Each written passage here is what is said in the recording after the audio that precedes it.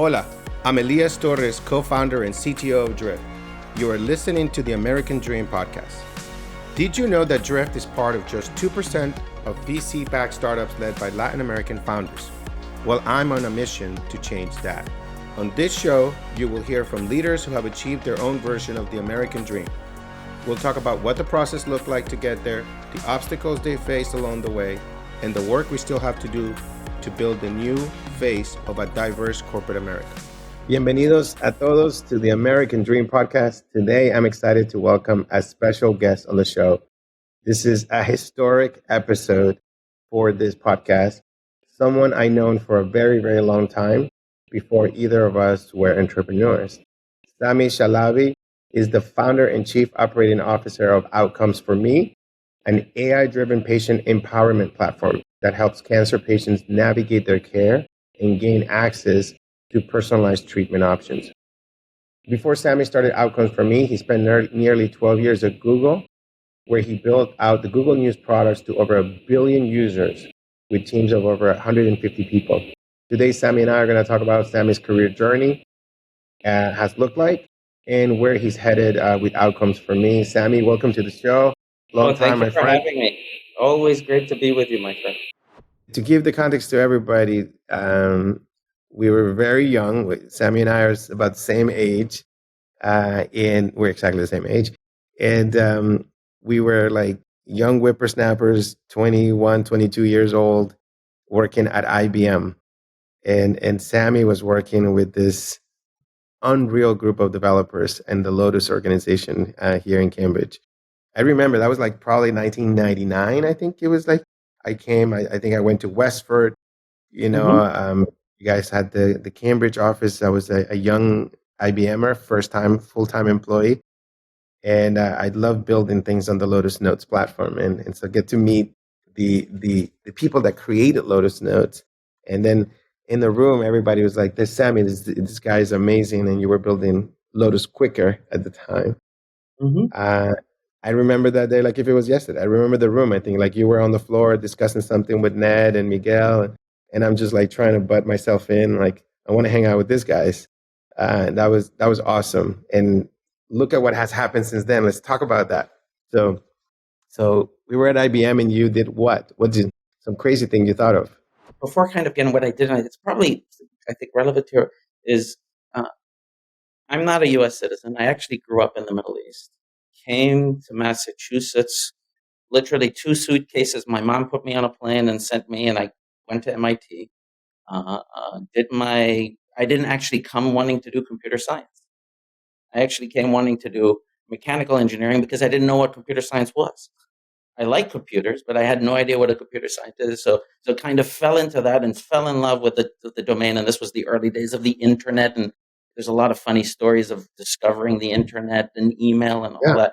But after graduating, because I was on an F1 visa, it was very, very important for me to actually find a place that'll sponsor me, which is, I did an internship at Lotus, loved the place. It was a premier software organization. In those days, it was Lotus versus Microsoft. You're like, okay, I wanted to work at a place where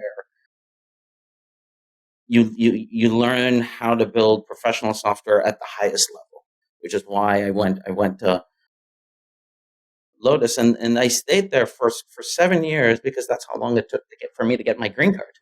Because I knew I wanted to do something entrepreneurial. I think this is like an immigrant thing. You grow up and you're like, okay, let's figure out how to make money. Let's figure out how to impact, have a lot of impact, and do things. When you see problems, you're like, okay, how can I turn that into a thing? And that's kind of like the energy.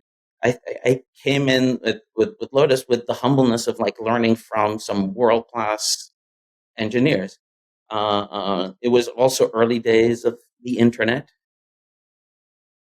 And the product that was working quicker, which was also called Quick Place, was really how do you take Lotus Notes and bring it to the internet in a simple way. And so we were doing things for the very first time in those days, just going a little technical. There were no established software stacks. There were no frameworks. We were kind of inventing things from the ground up. We were still coding the servers in C and C++ and kind of making stuff up as we're and things we talk about as being like this is how you build world class web applications weren't a thing. This was like the web 1.0 before a lot of kind of. And one of the big things about being at a place like Lotus or IBM, this was a organization that was multidisciplinary. It wasn't just an engineering shop. It like I never heard of a product manager. I never heard of a UX designer. I never heard of like how those disciplines. I never heard of the word triage. What's a bug? I mean, like this is stuff not you learn in college, and it really kind of exploded. It was like a great lesson in how to actually build not just like you can have good ideas, you can write good code, but like as you start to be part of a larger organization, there's all this stuff that happens around it so that it becomes a world-class product. Yeah. No, I mean, I think that I love that story, right? Because that's why we call this the American dream, right? Because your story is no different than any other immigrant, right?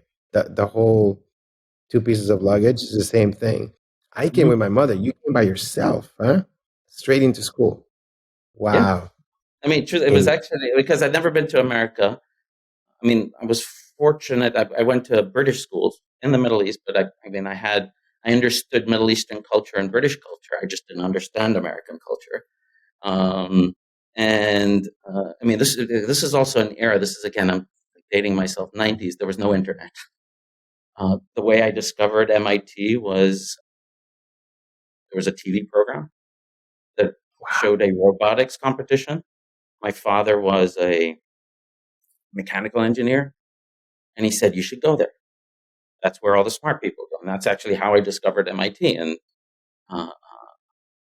living through, I was in Kuwait, lived through the Gulf War, then went to Jordan, and my dad passed away. So I was like, it became a mission to want to go to MIT. And so I wanted to, so like, okay, how does one apply to MIT? I don't know. So I went to there's a section of the American Embassy called the Emid East. I went there. There was a library. I'm like, okay, where's the college book? Okay, where's the college book? Okay, then we put down the name of the universities. I took that down, wrote a letter, put it in the mail. 1 month later, you get this application. And then you kind of like methodically go through it. Okay, they need you to take the SAT. Okay, what's an SAT? How do I do that? Okay. There's actually kind of a funny story. There was a part of that application. And like when you're kind of growing up in a place where there isn't a lot of peer support, you're kind of like, okay, you get this application, you're going to follow it. There isn't going to be a box that is not filled out. It's going to be perfect. There was one box that asked for your name, address, etc., and then there was one that was email. I didn't know what email was, and I went to the encyclopedia. Well, the encyclopedias, I guess, were so old. There was no there was no explanation. So that was actually that answering that question was a bit stressful for me because I could answer everything else except like email. Are they going to deny me because I didn't know my email address? Anyways, what a moment! What? What a moment! What a moment! And I don't have that. You're stuck because the encyclopedia doesn't have it. Nobody else around you has one. And like, who do you call? You got to go around the streets. Do you have an email? Do you have an email? Does anybody have an email here? Anybody has ever had? Know what it is? Yeah. This is a thing you buy. Can I go buy one? Can I go rent one? I don't know. Anyways, so eventually, long story. It's like mail back and forth, and it was actually a really humbling experience because it was not just like I didn't expect it, but I applied, and then it came back with an acceptance and a full scholarship.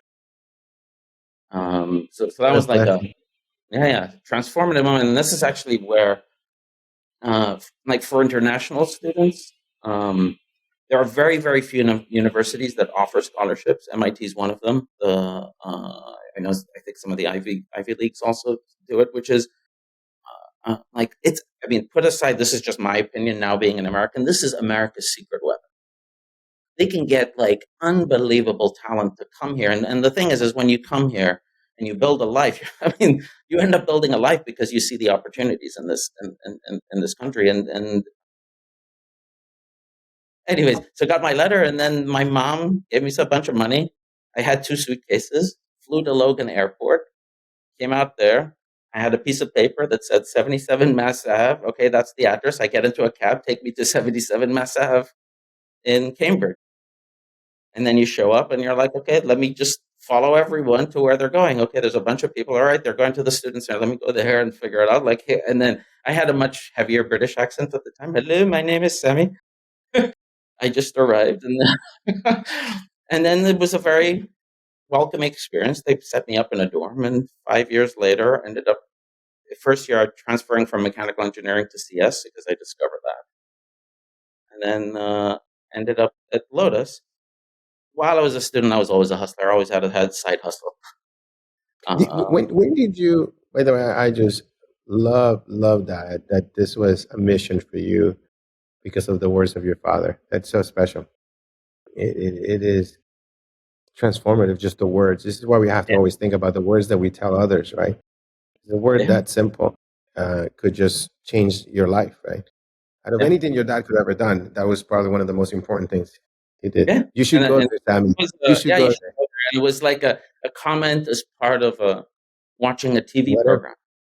Yeah. Yeah, and actually, side story, that competition is called 270 at MIT. The class is called 270, and I went and I watched it in real life.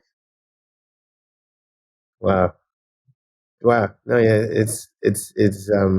and that's what we have to think as parents, right? What we tell our Mhm. kids. Yeah. Simple as that. I told my son, my youngest, he took an aptitude test that I had to take for Vista, and he goes, "What are you doing? That I'm taking this test. Come here, sit down, take it." And he takes it, and when he was done taking it, he like beat me by a point without any practice.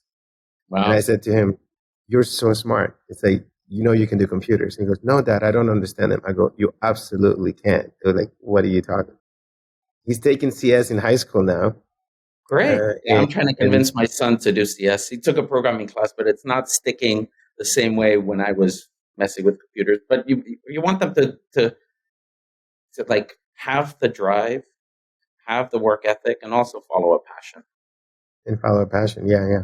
And he likes art. So what I discovered, he in the CS class, I don't know what, thank God, but he's writing this Python language to render vector graphics. So he has Mm-hmm. code here, and he's rendering this character from Also, anime. And so he's like, "Dad, look." He's like, "I do the shadow, I do this drop shadow, I shift this, I do the opacity." And I'm like, I couldn't draw, right? But he's finding the intersection that he likes. And I'm just like, oh. So I may have 3 CS kids in my life. yes. I told you about my first one a little bit, but so that you had that, right? You did not know your passion, and he told you that. And then tell me more a little bit about that entrepreneur hustle. Like, I had that hustle as a Latino, as an immigrant, of like finding ways to get the job done or doing something. But there's an entrepreneurial one about building a big business or building a business. Did you Yeah. have that already, or was it So separate? yeah, so the hustle has always been been part of it. I mean, like, I mean, true story. When I was in high school, I figured out that I made like a bunch of. I mean, because part of it is like you're trying to solve problems and see what, and part of it's like to get like a little bit of extra spending money.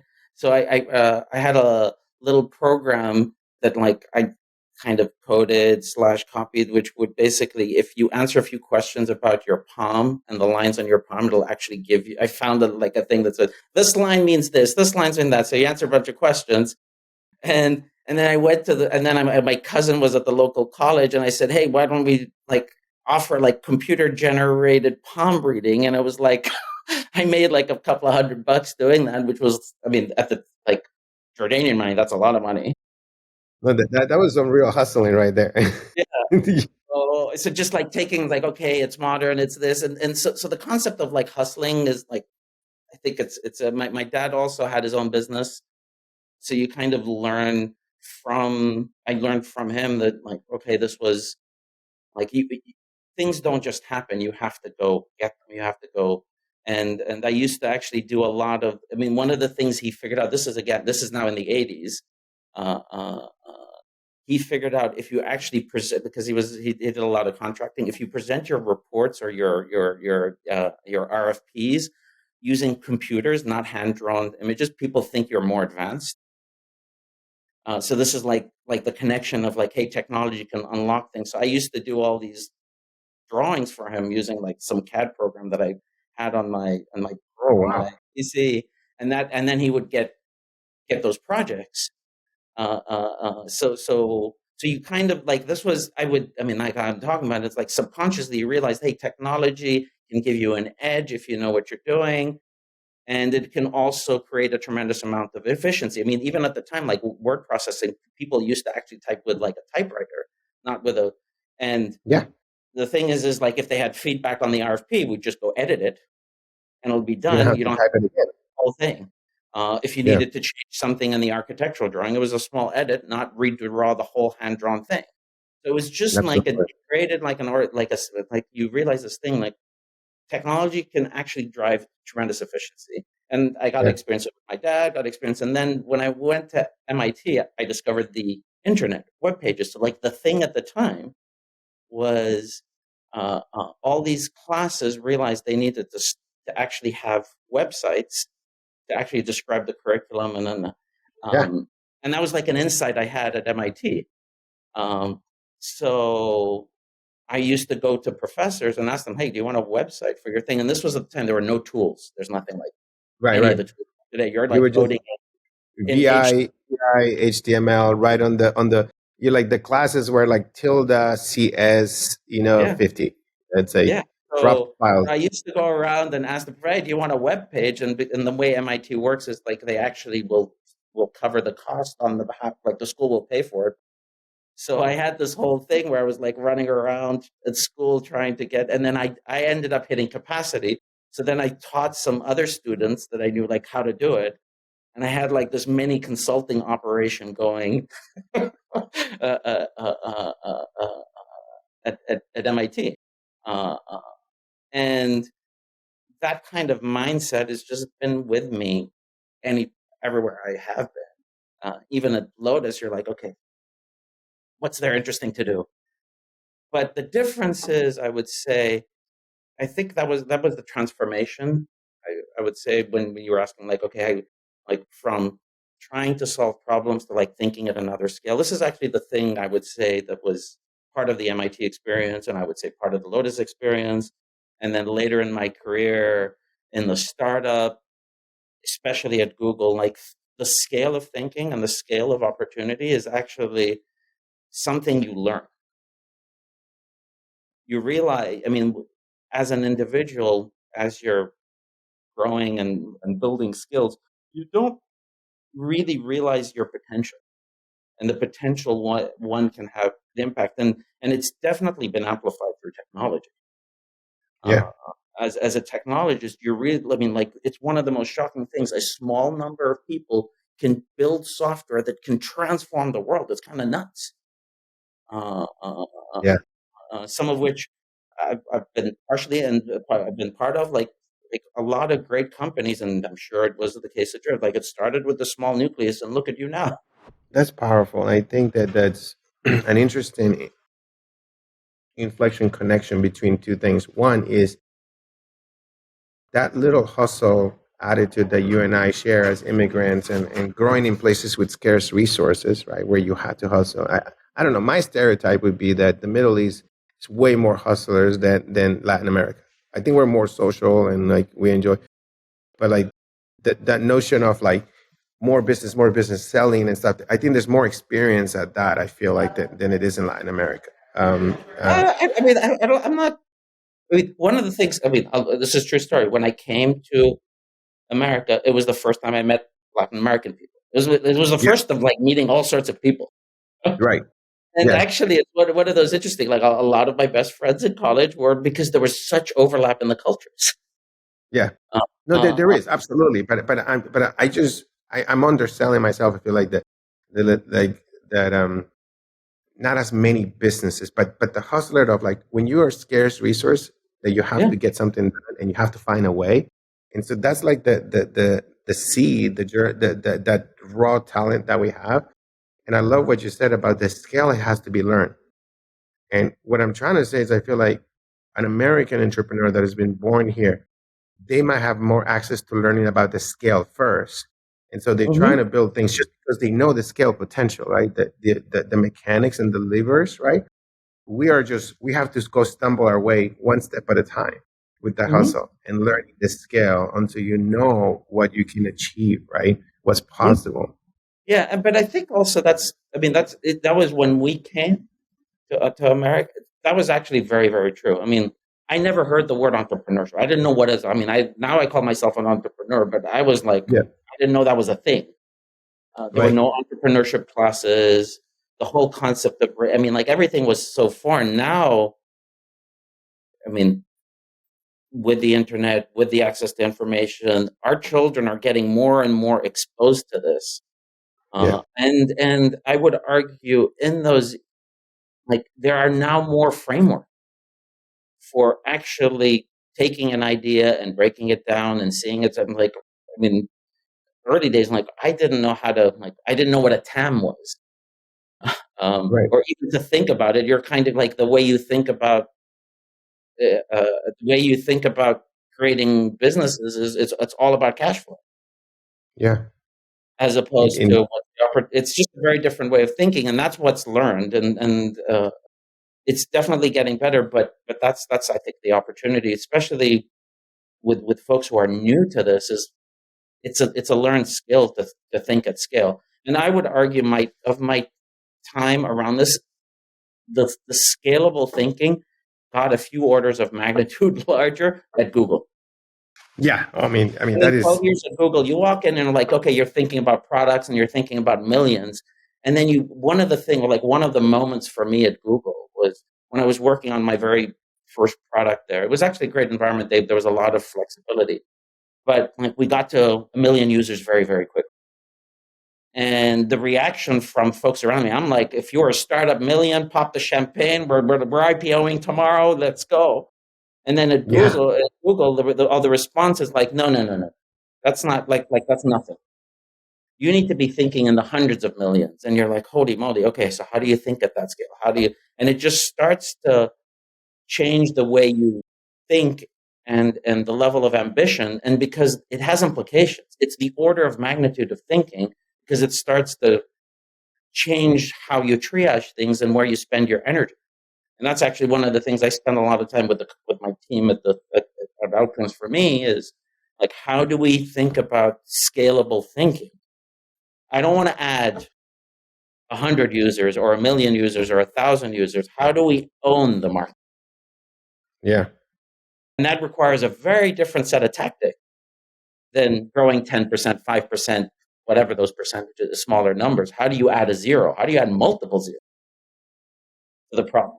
Which is, I think, I mean, it's just, and that's, and you realize that's also a learned skill. It's learned. And that's, I think that that's what we want to share with others, right? Is that to not be intimidated or be scared or think that you were not born with it, because that one is just, it's just a matter of learning, right? It's like I don't know what a good analogy is, but it's kind of like you're doing some little digging in your backyard with the shovel or with the little hand thing, and somebody that manages a large equipment can dig up way more, but it's just because they just learn how to pull two levers, right? And Mhm. it's just they got trained to do it. But it's not like they were more powerful. They were exposed to it. And so you've been exposed to Google, and it's one of the largest companies in the world, and like, wow, right? That's going to be it just pushes the boundary because of the distribution they have, because of the size, because of the magnitude. And most people that just do smaller startups never get to experience and learn those lessons, right? uh, I remember the day when I asked around and I didn't see you anymore at Google, and they were like, yeah, Sami left, he went to start a startup. And now that I think about it, that was probably, what year was that? I left 2005, 2006, something like that. Got It it. was a while ago. So I was there's out two for people 7 years. It was around 7 years. I had gotten my green card. And that day I got my green card, I was like, I'm out. I'm going. I'm doing my That's thing, amazing. because it was very important. I mean, like, as an immigrant, getting your status under control is a very high priority, It's a because high it's priority. and once that restriction was removed, it's just okay. Now there's an opportunity, and I connected actually with one of my coworkers at Lotus, Aussie Shore, and and this was kind of like the beginnings of Web 2.0, and there was an insight there. This was the beginning of cell phones and the beginning of text messaging, and you just saw this explosion of text messaging as a new medium of communication. It's like people stopped calling each other; they're just texting each other constantly, and the realization is like the amount of communication that's happening here. There's opportunity to remove friction, and how can computing completely change that experience such that it becomes more efficient? We started this company called Zinku with the intent of like, how can text messaging communication drive more efficiency? And we kind of invented what looks like Twitter. What was interesting about that, we even had the 140 character limit, not because we did any Because of the market, SMS spec. because it was the SMS limit. Yeah. That's where that number came from. And people would text in the stuff, and we'd store it, and you'd share it with your friends, and then you'd post your updates. You can go back, and if you're following someone, you see their stuff. And I mean, like, it's very, very similar in the overall dynamics. We even had the equivalent of invites, invite friends to whatever, and it'll send the text messages, and it'll send you a report. So it was just kind of like using text messaging as a medium of communication and a medium of like managing your life. And that was kind of like the thesis of the company. We did very well initially. We raised $1 million at the time, which was a bunch of money.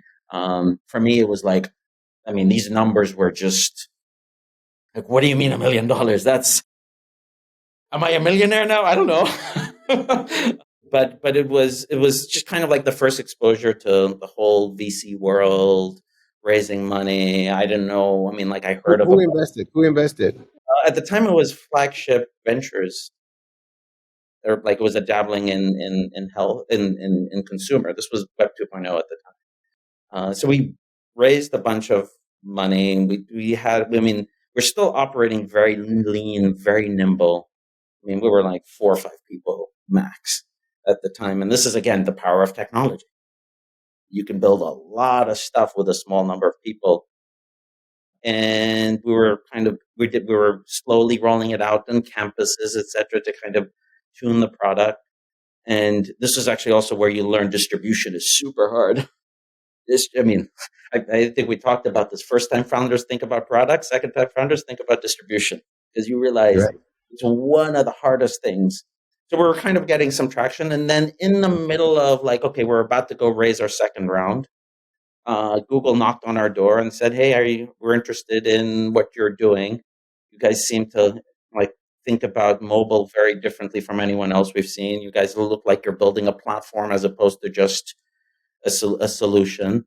And back and forth, back and forth, back and forth. It ended up resulting in Google acquiring the company. We were like a small, I mean, like a few of us just went to Google. It was like 2 people, because they just wanted like the core engine. They didn't want anything else. Yeah. We were very, very, very lean. So that's kind of like how that transition. But it took a lot of work, and this is also an era where the nature of M&A or acquisitions was very different from the way it is today. Because I've been fortunate to have acquired companies for Google, and the process I went through is very different from the process I went through. It was, I mean, we're a small little company, like a small number of people, but I have never seen due diligences like this. It was a multi-month, I mean, we had agreed to terms, and it was months and months and months of due diligence. It's So you're definitely saying much. it's much easier. Oh, it's much, much, much easier. I mean, the financial system has definitely innovated to accelerate these acquisitions. I mean, the last acquisition I did at Google took a month from start Yeah. at the and I mean those are like on the smaller side, not the huge ones. Yeah. And then our acquisition took 8 months, Yeah. which is an eternity in internet. Oh my God. 8 months is like, I would have died, Yeah, you know. I didn't sleep for 8 months because you're pretty much waiting for the next email for the next due diligence request. I mean, there's Wow. a funny story. They don't do this anymore. At some point, they asked, because we had a domain, they're like, okay, we need to see the terms of service for the domain. I remember going to, what's it called? GoDaddy, no, No, no, Network I went to, yeah, no, it was GoDaddy. But the thing is, the terms of service were so long, I didn't have a laser printer. So I went to like Kinko's, printed it out, put it in a FedEx box, and shipped it to them, which was that was like how funny it was back in those days. Um, But um, it was you, I think, to me, you leaving IBM and another one, Kevin Gibbs, going to Google, mhm, right? But you, I think, were probably one of the first ones that I knew personally mhm. that left to do a startup. Yeah. It was like, he's gone. Where did he go? Yeah, it was an unusual thing at the time. I mean, it was Yeah, very rare because a lot of tech people, you end up like at the big tech companies and you're like, you never left. yeah. I mean, They would go to Google. They would go to friends, Microsoft. They would go switch. yeah, Back they'd home. switch from one big tech company to another. And I think part of it is age, overall kind of like family status. I think I would argue part of it is also some naivete. I didn't know what I was getting into. Yeah, Um, I called it the naivety of youth. Like you don't know what you're signing up for. You don't. I mean, like you just kind of like do the back of the envelope and just like I'm generally an optimist about life in general. And you're just like, okay, this is gonna work. We're gonna make it happen. Let's go figure it out. Oh, holy moly! I'm earning half what I used to. Now what? Okay, so can I make that work? I just got married, and you're like, okay. And then, oh, I didn't really have that conversation with my wife properly. And you're like, oh, then we need to adjust it. What do you mean? And so there was a lot of discomfort, but I also buried myself in the work to kind of like put that behind us, and you just put your heart and soul into it, and as a result, it like helps you focus on movement forward. And I would say, like, I learned a lot at Lotus in those 2 years I did the startup, and I don't know if you had this. Like, I probably learned 10 times more. Like, it was the first time I attended a board meeting. Holy moly, you have to have an opinion when you show up to those things. You have to think about it before you show up. You can't wing those things. yeah. um, so there's a lot of that. And just being around seasoned folks, you realize, okay, there's a lot of growth beyond just writing great code and great products. There's a lot more to the problem of building teams, organizations, and even great products and like all these things were new skills. But it's something to keep encouraging people and inspiring others that you know having a company with two or three people, there's that could be a very magical place, right? Where Yeah, everything, all dreams can come true yeah, in one way or another, right? Might not be a straight path, but you had that, and look where you end up, right? 12 years of Google, right? yeah, Extremely successful, built great products. There's a lot of products that get sunsetted at Google, but you built one of the ones that is still to this day going really strong, right? hmm, That's a testament to you, I would assume, yeah, to what you did at that level of scale. But I was going to give you a hard time and say, like, yeah, Sami, just stay there. Like IBM, right? You did IBM 7 and then 12 there, two big companies.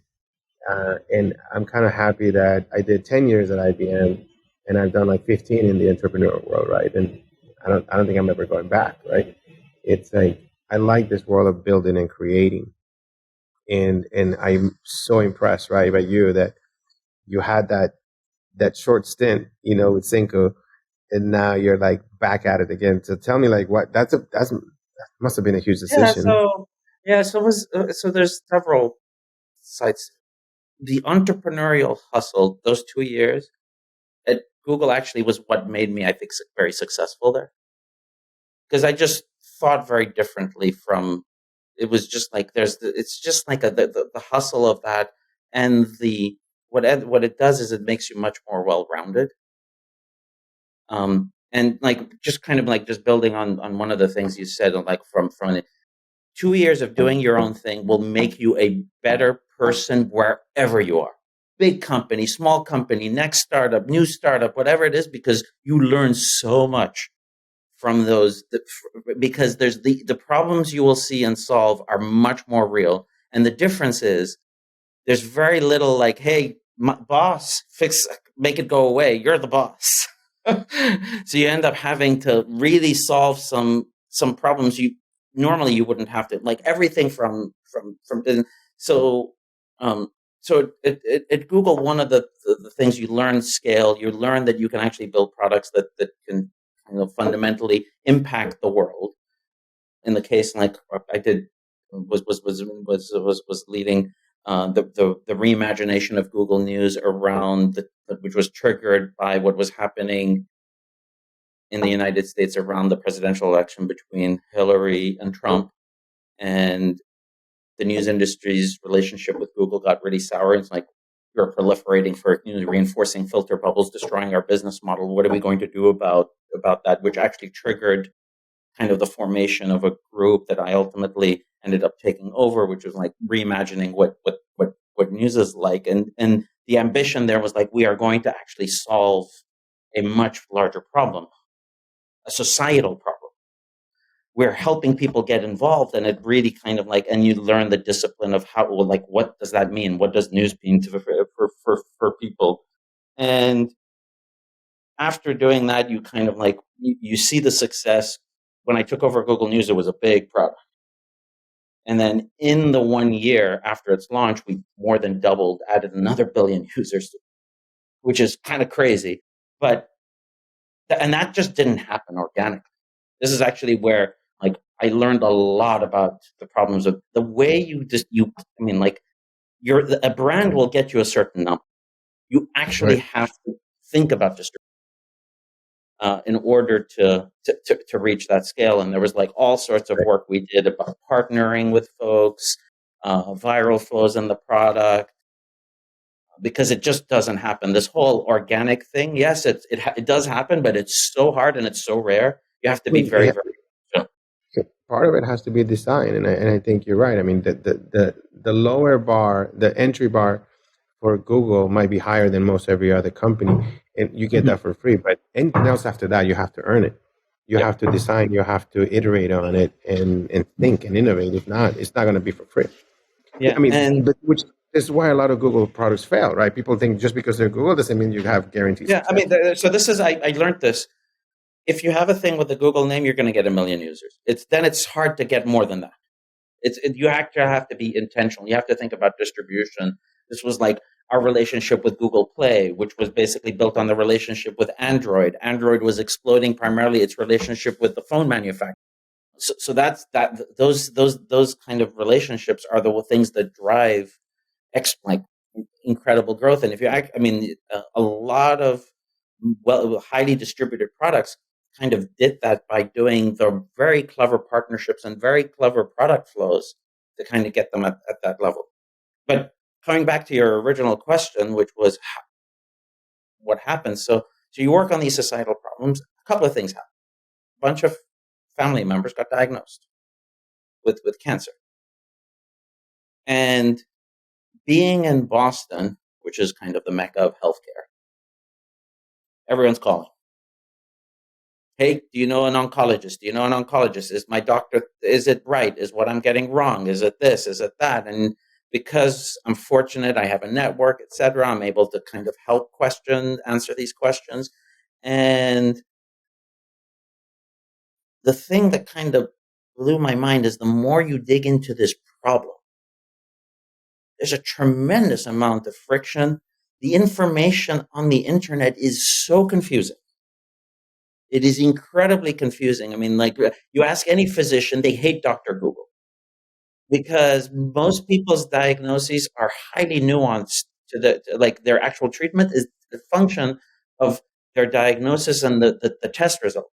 And it's especially the case in cancer. And to take it one step further, I actually didn't know this. Cancer treatment in the United States is defined by a whole series of nationally defined clinical guidelines by this organization called the NCCN, the National Comprehensive. In Boston and in the top cancer centers, the top oncologists sit on the committees that define the national guidelines. And if you look at them as a computer scientist, you'll notice they look like a decision tree. You do a whole bunch of tests, and then you go, okay, HER2 positive, okay, this is your treatment. Okay, this is your treatment plus this if this test is true. And you look at them like, okay, why isn't this an algorithm? And it's And not then, that big. I mean, I'm assuming it's still, and it's quite not that large of a decision tree. no, it's a pretty significant. It's Or is it actually, pretty significant? it's a pretty significant. It's hundreds and hundreds of pages Okay. per cancer. That's actually, Props to them. Props to yeah. them that they have developed that, right? I mean, it's Yes, like, it's actually it's very, very impressive work. That's, I think, the first part. The second part that I found in particular interesting is, and this is like it shows the actual scope of the problem. The guidelines change every 3 months, and you may have heard the term precision medicine. And I didn't know what that meant. I just like, okay, precision, like it's more precise. But actually, the more you dig into it, and it's very, very relevant in oncology, is in precision medicine. What all the science and all the focus is essentially they look at your genetics, what you're born with, genomics, which is basically the biomarkers and characteristics of the tumor, and those become new inputs into deciding what your treatment. And almost all the new drugs are pretty much looking at genetics and genomics as a means to decide what treatment you're on. They're moving at a rate of, they're changing every 3 months because the science is moving very, very quickly. There's a lot of research in cancer. So, and then you kind of like, well, if you take a general oncologist, and this is a study that I quote a lot, is for a general oncologist to be up to date with the latest science, they need to be reading 27 hours a working day, which is impossible. So there's a real problem there. In Boston, because you see specialists of specialists, you're almost certainly always getting the latest cancer treatments, the latest but treatment. the latest is still like 9 months behind or whatever, right? So in Boston, it's typically like in the top hospitals, it's usually the case. But when you start to go into community settings outside of the academic centers, a lot of the times you may not be getting the latest treatment. That's the first part. For the other thing that was, I think, also surprising to me is for advanced cancers, like metastatic stage 4, the best, I mean, it's a pretty grim diagnosis. The best options are clinical trials. And if you want to see another shit show, this is like, there are a few thousand clinical trials. You go to the state of the art, which is this thing called clinical trial, which is a government website, try to decipher anything. And you're like, why isn't technology? Like, I spent my career pretty much trying to match. I mean, like Google News, we were seeing 64,000 new articles a minute. And we're able to get them in front of users based on their interests within like seconds of us seeing that stuff. Like, this is a solvable CS problem. Yeah. And if you kind of put that together. Yeah. Which is like, it's solvable because it's not like you're figuring out the science. You're just leveraging the science of the few of the best and making it accessible to everybody in real time, right? So they don't have to digest all these papers and the stuff. And you're saying like, you're going to get the latest information in factors. That's exactly. And this is actually like the catalyst. Like, you get all these family members, they're asking you for help. You're trying to untangle this. You're talking to the science, and you realize there's actually a lot of opportunity for technology to completely transform the experience at scale. Again, going back, at scale. And in the process, connected with an MIT classmate of mine who is from the pharma world. The big question is like, okay, you've got a problem. Is this something is this a business? Or is this just a solution? Or is this just a feature?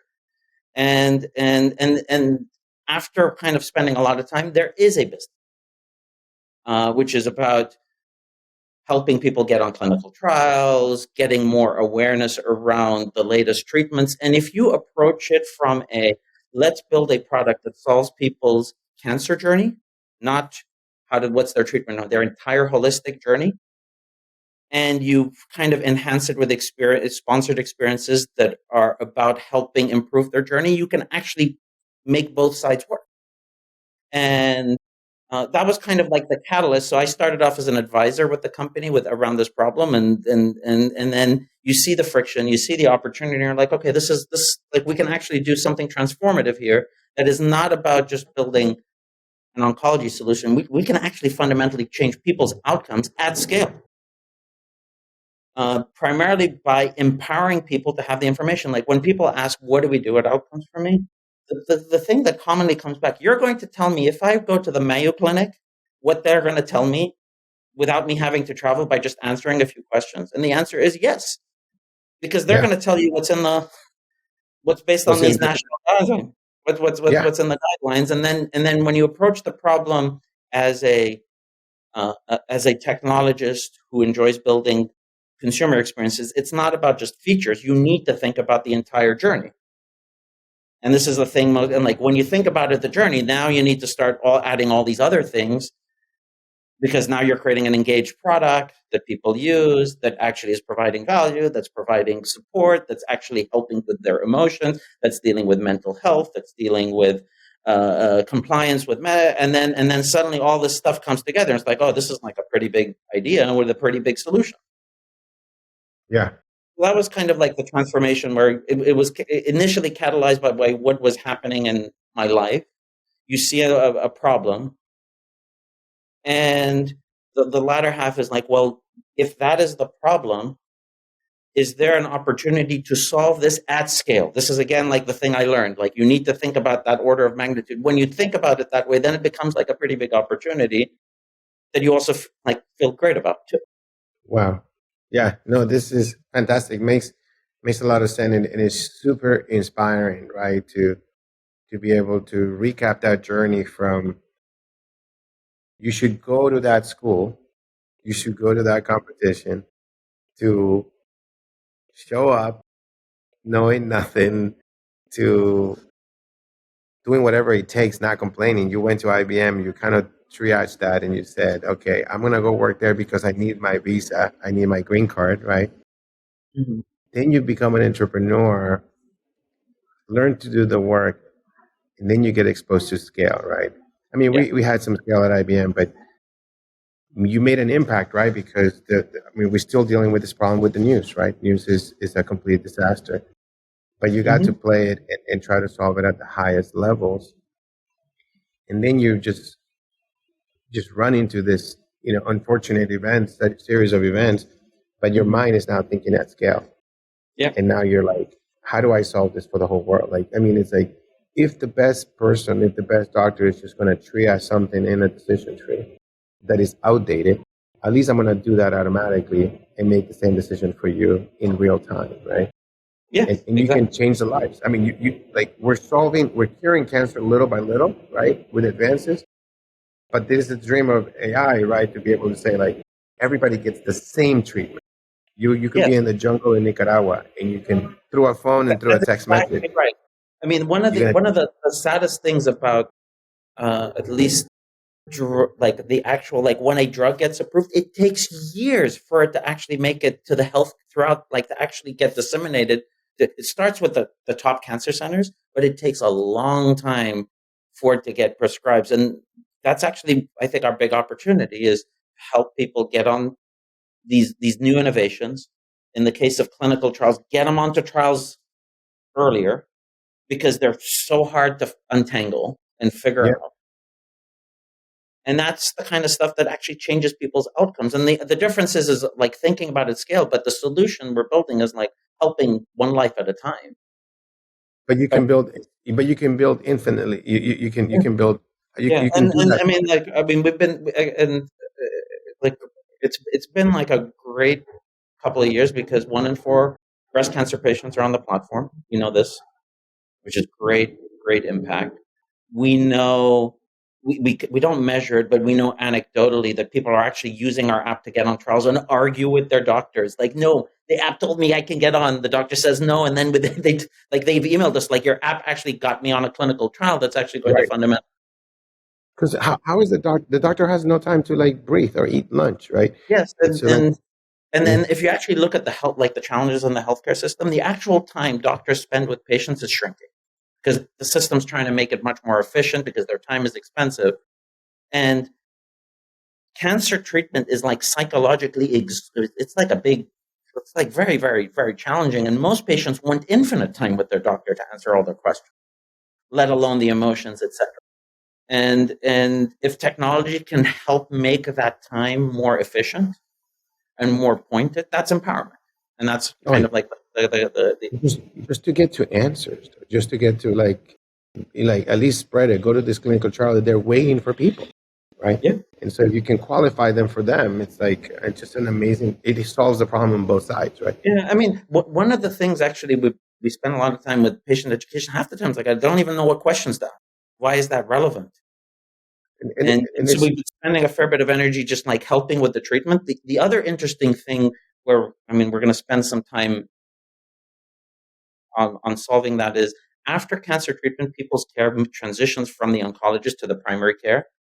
And typically a lot of the drugs people take to kind of deal with the cancer are actually like can have a lot of secondary effects that need to be monitored. I mean, some of the drugs can compromise the heart. And that's also where things tend to fall through the cracks because the primary care isn't equipped. So we spend actually a whole bunch of, and kind of our general approach, and this is again, just kind of a philosophy of when you're building world-class products. First, I mean, like you need engineering, you need product, you need design, but I think one of the critical things is you need domain experts in the space to help guide what you're building. When you kind of combine all these things, that's when the magic happens. And so we have physicians, nurse practitioners on staff, and we partner with top cancer centers. So, for example, we're thinking about, we've been building our survivorship module, which is what happens after cancer treatment, with Vanderbilt Cancer Center with Dr. Deb Friedman, who is on the committee that's writing the national guidelines for survivorship for cancer, to kind of transform those guidelines into technology. This is again so a lot of good things happen in healthcare. They get into guidelines, but then the transition from guidelines to technology is, I think, where the opportunity is and where the friction is. And sometimes people don't even realize technology can play a role because they've been working in a certain way. And I love the connection, the arc, right? From you editing a CAD design, and the basic innovation was really just the editability of this thing and not have to reprint it, not redraw it, right? Which I experienced the same typing my stuff with my first computer. And you think that would have been gone by now, that ability to that efficiency. And here you are effectively saving the time of a human being just going through a decision tree and getting a copy of a decision tree, and you're like digitizing it, right? To be able to navigate a complex tree so it more accurately takes the person to the spot. So we have the answer in front of us, but we don't know how to distribute it and how to monitor it and how to coach it and how to scale the delivery of it, right? Yes, scale the delivery. I mean, just to go back, those decision trees are actually clinician facing. They're not patient facing because they're just incomprehensible. Oh yeah, absolutely. And I think a big part of innovation is taking that and turning it into like consumer friendly language that they can understand. But it is impressive, right? That we have, like, sometimes medicine blows us away how simple it is, right? But it's impressive that they have created such a thing that has highly effective rates, or effective rates better than just having a customized doctor just for you, right? They're not going to figure it out on their own. They're putting together everybody's research into one place that is amazing. Amazing, right? And so love that. And I love, like I said, that you continue to pursue the dream. And you got off your ass at Google. You could have been staying there being busy. And it's an encouragement to people, right, to think about opportunities and things that they run into their real life. Mm-hmm. and go after them, and not, because you could have delegated this problem to somebody else, right? Yeah. But you took it on, and that's such powerful and speaks so highly of you, of what you're willing to do, and it's what a Those are pleasure very and kind privilege words. of knowing you, and seeing a little bit of the arc of your life, getting to know a little bit of the earlier part of it, and continue to know you and see how you're going to change the world. So we still have, 10, 20, maybe 40 years left. So you're kicking my ass to do more. Yeah. Uh, If you have an idea, you see a friction point in the world, there's always, if you've got the time and the drive, the health. there's a Yep. lot of problems. I mean, this is actually for me, the most challenging things about the problem in healthcare is because I don't come from healthcare. Everywhere you look, there are problems. There's Yeah. a problem. I wouldn't say problems like it's like problems that technology can remove friction. And that's actually one of the biggest challenges when I talk to the team. It's like everywhere you look, it's very, very easy to get lost in all the problems of healthcare. And it's really trying to find that like path in the forest to kind of have impact. Again, good scalable thinking. You need to you can tube on the wrong things. Yeah. And And I think we are so scared of, with our kids and stuff like that. I always think as a parent, right, of removing friction from them, but friction is never going away. I mean, the no, goal of human beings is to remove friction, because it just creates itself and it creeps up on us. But if you don't learn to deal with friction, how are you going to ever be successful, right?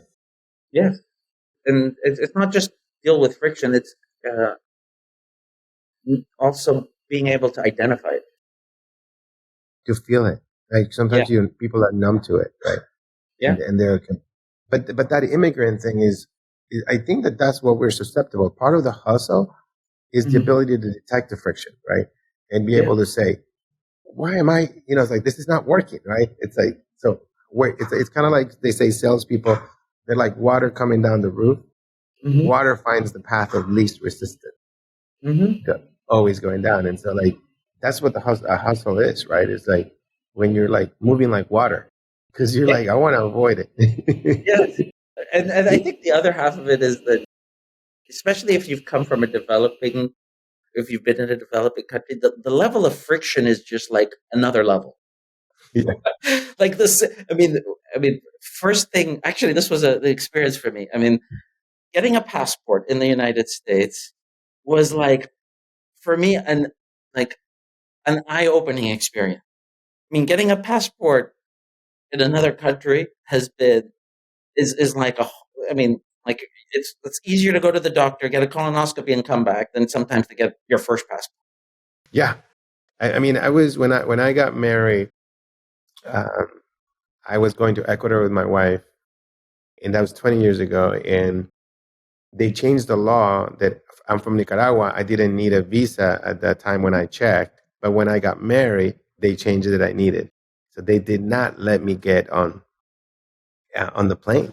And so, like, and I just went around driving around Miami, uh, and in about less than 24 hours, I had gotten my visa, Yeah, because I'm an immigrant hustler, right? But I literally went to places.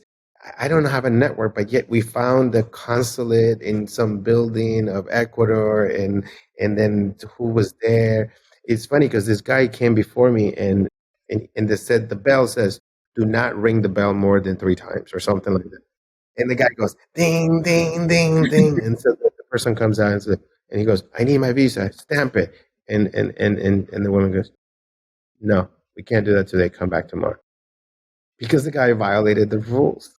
And so, like, when I saw that, when I like waited there, and then I brought the pictures of my wedding, and they knew my wife, and so, like, and like I'm in the back of the embassy. It's like that's how you get the stuff done. But it's like I went from like no visa, and I no car, no Uber, no phones. This is 1998, and I was like, find my way to get to the country, right? And when we were getting out, same thing. Her ID had expired from Ecuador, Hmm. and then we had to leave the airport while we were past customs, go out to some some ministry thing, and we had to get it done. And I had to do some illegal stuff to like get it done and come back to the plane so we make our flight. But it's mind blowing. Yeah. Compare And right now. I took a picture at CVS, send it to the post office, and they just mailed me my passport. yes, yeah. I mean, it's just it was such a transform, and then you realize, okay, so because we've seen the stuff, like, oh, and you've seen the extremes. So whenever you see extreme stuff, you're like, it can be efficient. Yeah, And then once you learn technology, you're like, oh, we can use tech to remove all these friction points. that's awesome. Awesome. Great stories. I feel like we're gonna have to do more stories. Thank you so much for being on the episode, Oh, historic really enjoyed episode. it. It's always, I hope everybody understand. Like I don't know. I hope they all get a glimpse of of how impressive of an impact you made on the world, right? And that you continue to do from a kid that didn't even have an email address. yeah. I didn't know what it was. We had great stories. Thank you so much, Sami. Thank you for having me. Really enjoyed the conversation. Thanks for listening to the American Dream Podcast. Make sure to hit subscribe so you never miss when a new episode drops. If you like this episode, please leave a 6-star review wherever you listen to your podcast. And if you're interested in learning more about my American Dream mission, subscribe to my newsletter linked in the show notes.